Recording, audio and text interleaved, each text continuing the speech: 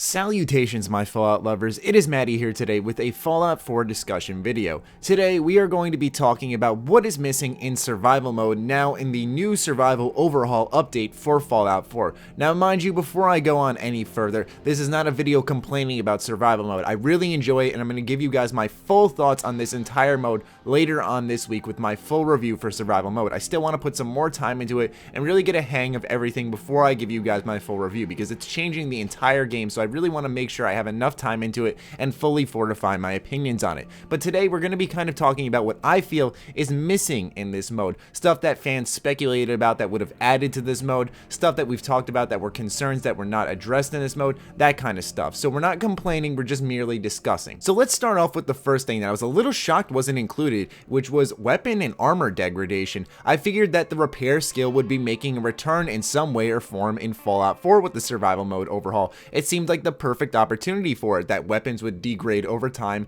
and you'd constantly have this cycle of picking up your enemy's weapons, constantly trying to find weapons that you could use to repair, to fix your stuff. Same thing goes with armor, especially with how every single raider seems to have a pipe weapon. It seemed like a great opportunity for us to make use of that one specific pipe weapon that we really fell in love with and constantly kept repairing it with different pipe pistols and pipe rifles and all that stuff. I really thought that that's what Bethesda was going to do with this survival mode. I figured they'd be able to do it with the armor and the weapons because each type of enemy seems to have the same type of weapons and armor, where I figured a repair system would have worked really well in this survival mode. So I was a little surprised to see that was not included in the game. But don't get me wrong, I get it because there's already enough to worry about in the survival mode, such as the drinking, the eating, the sleeping, the healing, and you have to take into account all these different factors, and to have weapons and armors degrading on top of that may make things a little tough. Maybe too many dynamic pieces, who knows, but I still thought it was something that they should have at least tried. Also, I was a little surprised about this one, man. No ammo crafting whatsoever. This is something that I thought was going to come straight from New Vegas into the base game of Fallout 4, and it never did.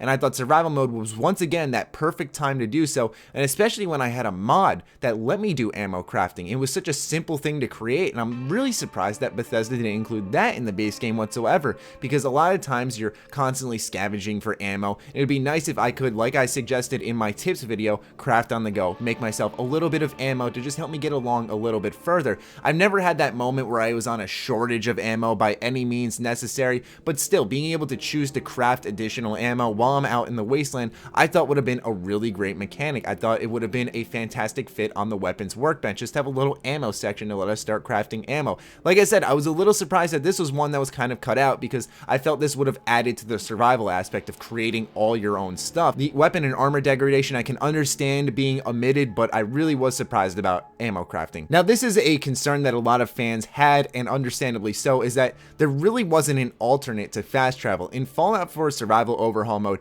you really do have to walk everywhere. Now, mind you, there is the Institute teleporter, but you can only transport into the Institute, and then when you leave, you can only go to the CIT ruins. I believe that's what I've read. I did not go with the Institute, but from what I've heard, with the Vertibird, you can travel basically anywhere you have marked. So there is a sense of a fast travel, but you now know where I'm getting with this, that you have to be a part of the Brotherhood of Steel or the Minutemen if you want to go ahead and make use of the Vertibird and a fast travel system in survival mode. Now, don't get me wrong, I get it that survival is more about the gameplay rather than the story and who you're siding with and all that stuff. I totally get that, but survival mode really seemed to bring out a little bit more role-playing in Fallout 4, so I was kind of shocked that Bethesda didn't address this concern, add maybe a caravan system where I could kind of hop along a caravan and go from point A to point B. Skyrim had a fantastic alternate fast traveling system, let you get to different regions of the world if you choose not to fast travel, which was through the carriage system, and I thought Fallout 4 would kind of have that, or at least maybe a new additional mechanic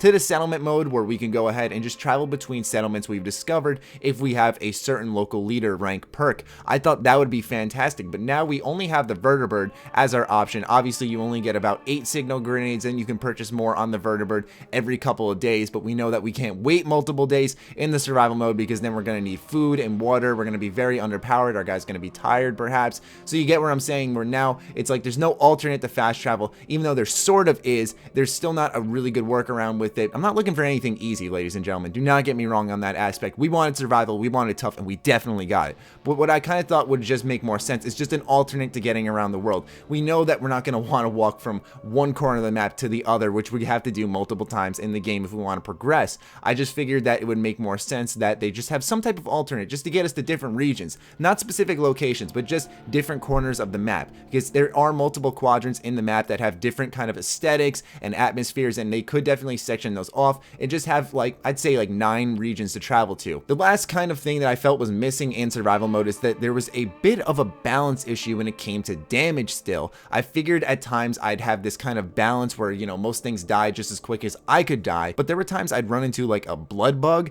and would have an insane amount of health. Humans are usually fine, but then like I'll go into like a sewer system and I'll see a bunch of feral ghouls, take them out fine. You'll see a glowing one, which is understandably the more powerful one of the bunch, but he has this insane amount of health, and then it's like, what the hell, man? Because it just feels like there's this odd balance where they do crazy amounts of damage and I do just a little bit more damage than usual. And I get that it's a hard balance to strike, but for me, I felt at times I was still quite underpowered even though I was the right level for my region. Don't get me wrong, I know that Fallout 4 has a rubber banding system, and that's definitely into account in the survival mode, but with that being said, there were times I was in the correct area for my level, especially given the map and the survival guide that I have from before launch of the game, and it still seemed like I was just dying at an unfairly quick pace even though I wasn't doing the proper damage. But nonetheless, survival mode is fantastic regardless, but I felt these were a couple things that were missing. I did a Twitter poll and you guys seemed that I should talk about this first. I will still have plenty of more survival videos. We're going to be talking about when this mode's come in the consoles.